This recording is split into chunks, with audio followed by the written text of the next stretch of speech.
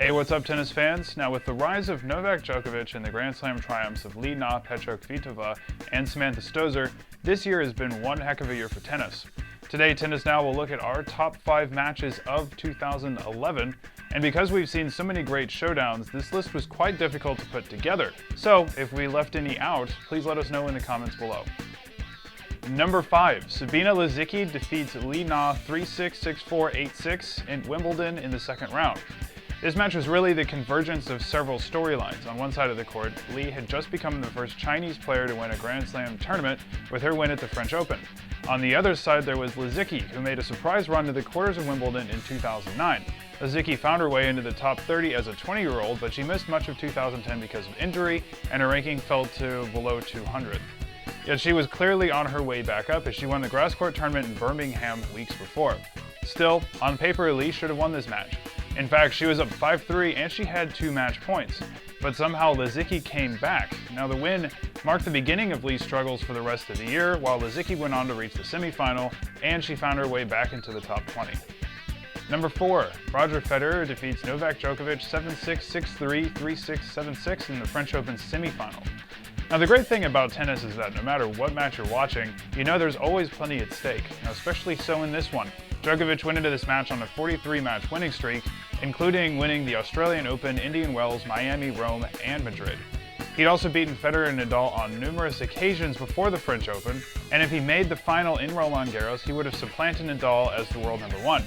Meanwhile, Federer definitely had something to prove as he hadn't played a Grand Slam final since he won the 2010 Australian Open.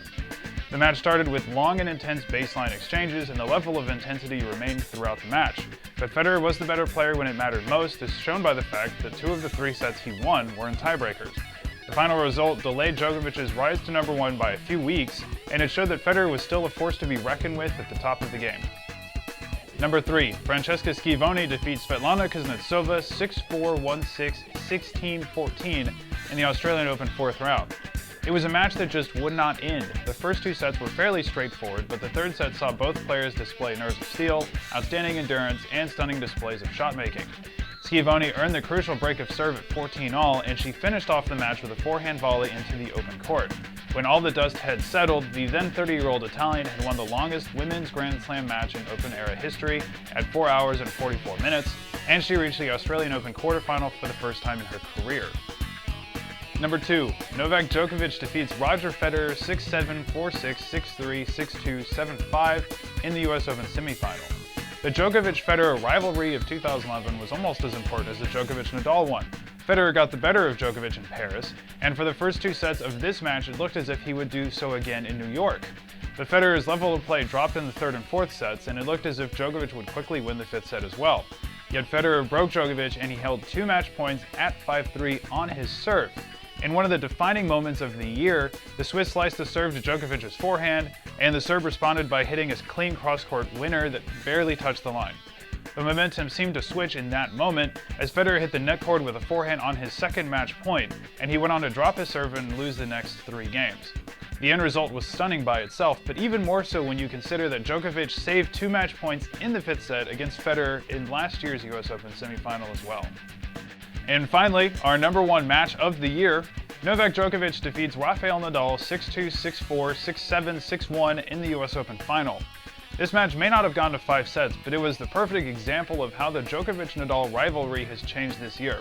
These 2 players have battled from the hard courts in Miami to the clay in Rome and the grass at Wimbledon, and Djokovic had come out on top in every match. In fact, the question with this match was, what would Nadal do differently to finally beat Djokovic after he'd lost to him in 5 previous finals? And the answer was he would throw about everything he could at him physically. But Djokovic kept up with him in a match that saw some of the most brutal points of the year, as well as some of the most brilliant shot-making.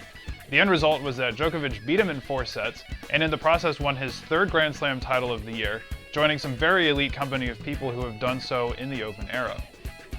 And that'll do it for our list of the best matches of 2011. Obviously, with all the great tennis we've had this year, we're bound to have missed some of them, so make sure to tell us in the comments what matches you think should belong in a top 5 list like this, and why. Now make sure during this off-season and also throughout the year to follow us at tennisnow.com and also on Facebook and Twitter, and subscribe to us on YouTube to keep up with all that's going on in tennis. As always, thanks for watching, and I'll see you guys next time.